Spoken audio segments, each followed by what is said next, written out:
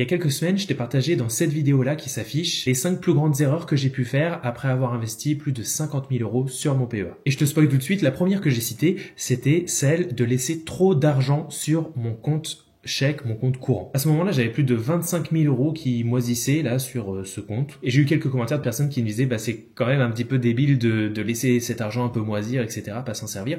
Et je leur ai dit oui, tout à fait. Alors sauf que dans cette connerie, je sais que je suis pas le seul. Parce que d'après la Banque de France, les Français gardent sur leur compte non rémunéré, leur compte chèque, leur compte courant, tu l'appelles comme tu veux, plus de 551 milliards d'euros en ce moment en 2025. Et tout ça, ça dort sur des comptes courants, ça ne rapporte strictement à rien. Et ça concerne pas moi et puis quelques autres, non, ça concernerait plus de 30 millions de Français. Et en moyenne, chaque foyer garderait plus de 15 000 € en cash. Et tout ça, ça perd de la valeur chaque année à cause de l'inflation. Et Bibi le premier, parce qu'en fait, garder ton argent en sécurité à la banque, c'est probablement l'une des choses les plus dangereuses qu'on puisse faire. Alors dangereuse pour notre épargne et pour notre futur, hein, non, on va se calmer quand même. Donc c'est en partant de ce constat-là que je me suis dit que j'allais faire une vidéo là-dessus et te montrer les 5 raisons pour lesquelles garder trop de cash sur son compte courant, c'est une grave erreur. Et je vais aussi te montrer ce que je vais faire à la place, au lieu de garder cet argent bien au chaud, qui dort, qui perd de la valeur sur mon compte courant chaque mois. Je te montrerai un plan simple qui potentiellement va t'intéresser si tu es dans ce cas-là aussi. Nouveau sur cette chaîne, moi c'est Baptiste et j'investis en bourse, en immobilier et dans plein d'autres actifs depuis 2018. Et mon but sur cette chaîne, c'est de participer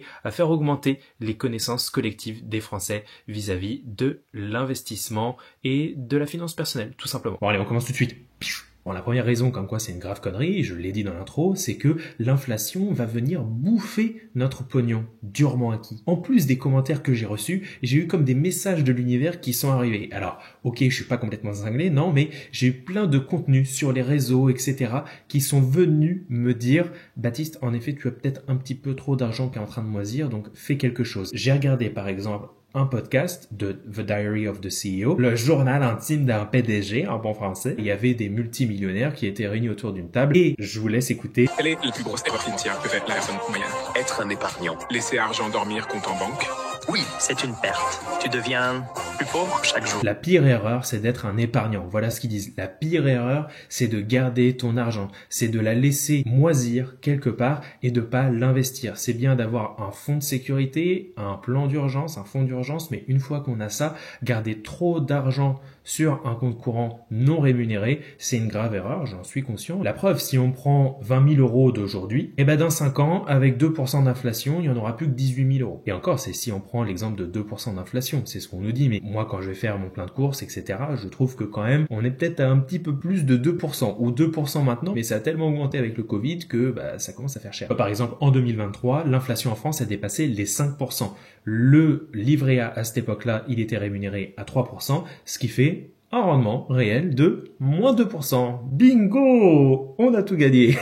Aujourd'hui, c'est pareil, l'inflation, elle est à 2% et le livret A, ils l'ont rebaissé au mois d'août à 1,7%. Prenons des exemples concrets. Le jambon beurre, le sandwich préféré des Français, il était à 2,50 € en 2010 et maintenant, en moyenne, il est à 4,50 € en 2024 d'après les dernières statistiques. Pareil pour le kebab. Il était à combien le kebab? En 2005, on pouvait se taper un petit kebab à 4,50 €. Maintenant, c'est quoi? C'est 8, 9, 10 balles. Donc on garde notre argent en cash ou en tout cas non rémunéré sur notre compte en banque et notre panier d'achat, lui, il rétrécit à longueur d'année. La deuxième raison, c'est que on va avoir des rendements faibles ou inexistants sur les comptes et puis on va pas bénéficier de l'effet boule de neige des intérêts composés. Si on garde notre argent sur un compte courant, là ça va être proche de 0%. Alors des fois on a 0,5% brut. Ouh, c'est l'éclat. Je pense que c'est littéralement le pire rendement qu'on peut avoir. Alors tu bosses dur, tu bosses 35, 40, 50, 100 heures par semaine. Parfois vivre dans le stress, parfois devoir sacrifier des soirées ou des week-ends pour pouvoir bosser, prendre un job supplémentaire, etc. On va dire qu'in fine, tu as réussi à économiser 10 000 balles que tu laisses sur ton compte courant ou sur un compte peu rémunéré. Et après un an, ton argent, il a rien foutu. Et pire, avec l'inflation, il vaut encore moins qu'avant. Alors pendant que toi, tu transpires,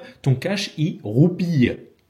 Pas mal, hein? Oh, le jeu de mots! Alors que si tu l'avais investi, la puissance des intérêts composés va s'activer. Einstein, il disait que c'était la 8e merveille du monde. Si on prend 10 000 € placés à 8%, la première année, on a 800 € d'intérêt, soit 10 800 €. Sauf que la deuxième année, on n'a plus ce montant-là, mais on a 11 664. Et tu vois que la boule de neige, elle commence à prendre petit à petit. année après année. Mon argent, il génère plus d'argent que l'année précédente, etc.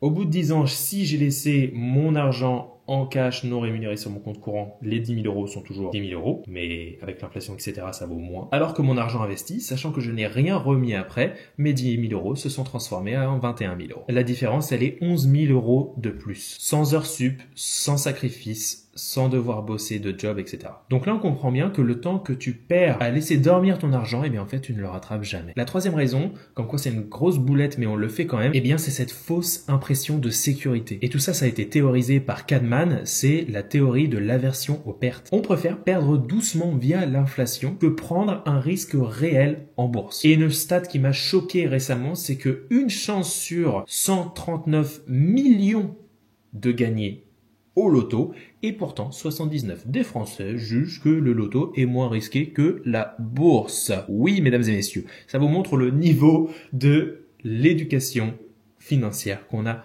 en France. Ça fait peur, mais c'est la réalité. Et c'est pour ça que je fais aussi un petit peu cette chaîne pour contribuer à ma façon à changer les mentalités. Et moi, je m'y reconnais un petit peu là-dedans. Je sais que j'aime bien avoir ce sentiment de sécurité, d'avoir de l'argent sur mon compte qui n'est pas investi en bourse. Je me dis comment j'ai toujours cet argent-là. Mais cet argent-là, elle ne sert à rien et elle pourrait être investie autrement. Sans compter que pour certains, eh bien, cette sécurité, elle peut être dangereuse, surtout en termes de concentration du risque dans une seule banque. Alors là, ça parle pas à tout le monde, mais il y a certaines personnes qui ont plus de 100 000 euros qui sont en train de dormir dans une seule banque sur leur compte chèque ou un compte courant. Et quand tu as plus de 100 000 euros dans un établissement financier, là on est au-dessus de la garantie européenne qui sécurise tes fonds à hauteur de 100 000 euros. Donc si la somme de ton argent dans un établissement bancaire est supérieure à 100 000 euros et que cette banque elle se retrouve dans la panade, alors tu te dis peut-être oui mais tout ça c'est des risques qui n'arriveront pas puisque ma banque elle est stable, elle est bien établie, etc.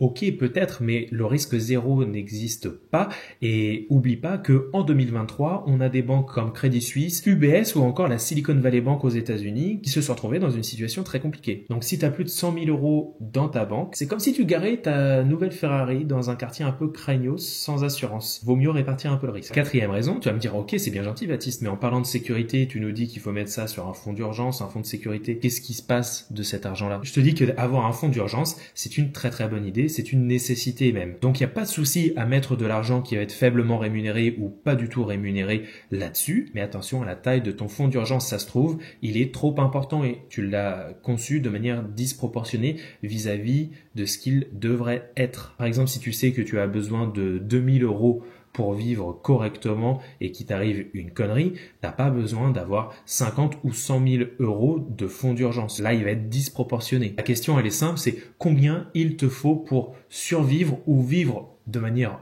convenable par mois si tout s'arrêtait demain. Prenons un exemple concret avec des chiffres de la moyenne. Ça peut être plus, ça peut être moins, je sais, mais j'ai pris une moyenne. Le loyer, on va dire qu'il est à 700 euros, c'est la moyenne nationale hors Paris. Les courses basiques pour une personne ou deux, on va dire 250 euros par mois hors resto, c'est juste de la bouffe essentielle. Hein. Tu vas pas te faire plaisir, ça va pas être fantastique, mais on va mettre 250 euros. Allez, même 400 euros si tu veux. Facture d'énergie, internet, eau, etc. On va mettre 150 euros par mois lycée à l'année. Les transports, 100 à 200 euros. Les assurances et d'autres trucs, on va mettre 150 euros. In fine, ça nous fait entre 1300 et 1500 euros par mois de dépenses. Et ça, on est ok, c'est pour survivre, hein. C'est pas pour s'éclater, c'est pour survivre. Donc en prenant ces infos-là, ton fonds d'urgence, il pourrait être de 4 000 euros si tu es un salarié stable, ça équivaut à peu près à 3 mois de fonds d'urgence. 8 000 euros si on est plus prudent et qu'on a besoin de 6 mois. Ou alors 9 mois, soit 12 000 euros si tu es encore plus prudent ou si tu es indépendant, freelance. Et admettons, tu n'es pas du tout d'accord avec ce que je dis, tu dis non, on a besoin de 2 500 euros. Ok, 2 500 euros pour vivre convenablement par mois, multiplié par 10, ça fait 25 000 euros. Prenons 25 000 euros. 25 000 euros, c'est ton fonds d'urgence. Mais c'est pas 40 000, c'est pas 60 000, c'est pas 100 000 balles. Moi, par exemple, je sais que mon fonds d'urgence, il est sur mon livret A, il est au max, aux 22 000 et quelques. Mais j'ai compris un truc, c'est que ton fonds d'urgence, ça doit être un parachute, pas un bunker ou un coffre-fort rempli de billets qui sont en train de moisir. Et la cinquième raison pour laquelle garder son argent moisir, c'est pas une bonne idée, eh bien, c'est que tu vas être en proie à des produits bidons ou en tout cas des produits qui vont pas être pertinents pour toi. Je m'explique. Quand on a de l'argent qui dort en banque, qui est-ce qui va venir nous appeler?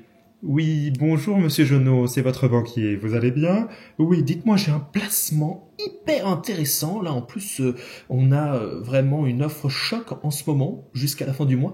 Est-ce que vous avez 2 minutes pour que je puisse vous en parler? T'as compris? Ta banque, elle va voir ça comme une opportunité et elle va t'appeler. Elle va te proposer des produits maison, des fonds structurés, des assurances vie peut-être pleines de frais, des SICAV exotiques. Pas parce que c'est bon pour toi, mais parce que pour elle, ça va lui rapporter peut-être des commissions et surtout plein de frais cachés. Résultat, il y a beaucoup de Français, j'en ai dans ma famille, qui me disent oui, mais l'investissement, c'est de la parce qu'en fait, ils ont ouvert un compte, un truc pourri via leur banque avec un rendement pas ouf sur des fonds euros ou des unités de compte, mais avec des frais d'entrée, des frais de gestion, des frais de sortie, des frais de tenue de compte, etc. Et donc ces gens-là, ils sont dégoûtés de l'investissement, ils se disent que de toute façon, c'est pas fait pour eux et ils arrêtent. Ça parce qu'ils ont perdu de l'argent dans des produits qui sont pas calibrés pour eux. Moralité, quand ton argent dort, eh bien elle, la banque, elle se réveille. Et ce réveil, il est rarement à ton avantage. Après, bien évidemment, il y a des exceptions. Bon, si t'es arrivé jusqu'ici, maintenant tu te demandes, c'est bien gentil Baptiste, j'ai compris, mais qu'est-ce que je fais à la place? Je fais quoi de ce pognon qui dort, Baptiste? Déjà, la réponse, c'est de ne pas paniquer, de pas tout déplacer demain pour cliquer sur l'achat de je ne sais quel placement. Dans le but, là, ça va être d'être intentionnel. De savoir exactement pourquoi tu gardes du cash ici,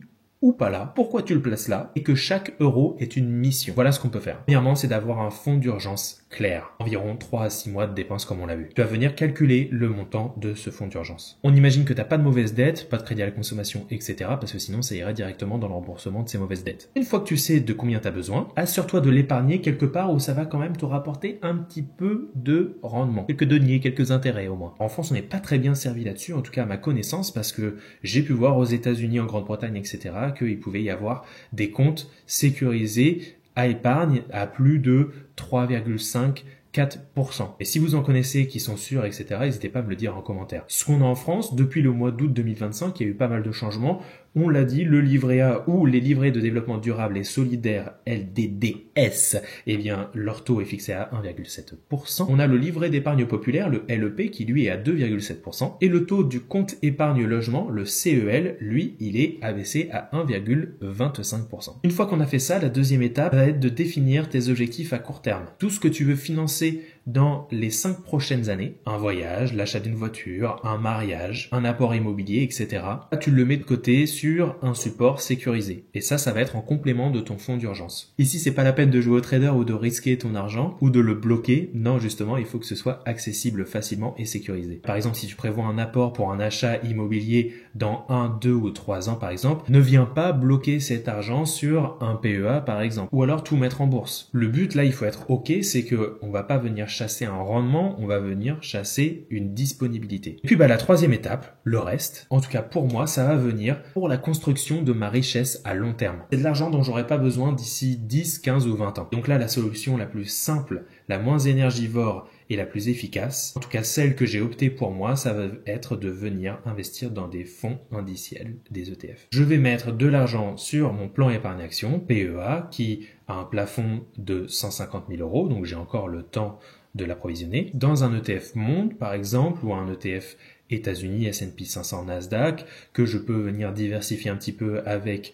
un ETF Emerging Markets ou Europe, Et en plus de ça, je vais bénéficier d'une fiscalité avantageuse après les 5 ans de création du compte. Tu peux aussi choisir une assurance vie en ligne aussi, il n'y a pas de souci, du low cost, que ce soit pour diversifier ou pour préparer ta transmission. Ou tu peux voir avec un plan d'épargne retraite aussi, si tu veux déduire ça de tes impôts et préparer le très long terme. Personnellement, en choisissant des ETF larges qui vont venir répliquer un indice, le S&P 500, le TF MSCI World ou le Nasdaq, l'Eurostock 50, Emerging Markets, etc.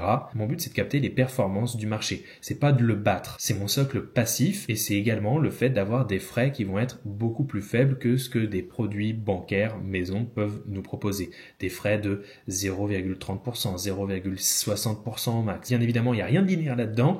Tout ce qu'on investit en bourse, on l'oublie, on fait comme si ça n'existait plus. Et bien évidemment, on parle de 7, 8, 9, 10% de performance à annualiser sur le long terme, mais ça fluctue et ça fluctue énormément. Il faut également garder cette constance, le fait de continuer à investir mois après mois, année après année, mais en laissant faire le temps, c'est l'effet boule de neige qui va travailler pour toi. Et si t'as vraiment pas envie de te prendre la tête, il existe des robots conseillers qui vont venir gérer pour toi tes investissements pour à peu près 1% de frais, comme Nalo, YoMoney ou Ramify. Je les ai pas testés, je sais pas ce que ça vaut. Bien évidemment, tout ça, c'est pas des recommandations d'achat, de vente, etc. Je suis pas un conseiller financier. Cette vidéo, elle est pour l'éducation uniquement. Et après, le but, c'est d'automatiser tout ça. Tu vas avoir des virements qui vont partir tous les mois quand tu vas être payé, qui vont aller sur les différents comptes, ton fonds d'urgence ou tes investissements, etc. Ça va partir les premiers du mois une fois que tu reçois ton salaire. Si tu dois retenir une chose de cette vidéo, c'est celle-ci, c'est que ton argent doit travailler au moins aussi dur, voire plus dur que toi. Soit tu continues à courir comme un fou pour accumuler, ou tu peux mettre ton argent au travail et le laisser bosser pour toi. Moi, personnellement, j'ai choisi la deuxième option et je vais m'y mettre sérieusement pour investir ce surplus d'argent que je suis en train de laisser moisir sur mon compte courant. Si tu cherches à savoir à partir de combien d'euros tu commences à sentir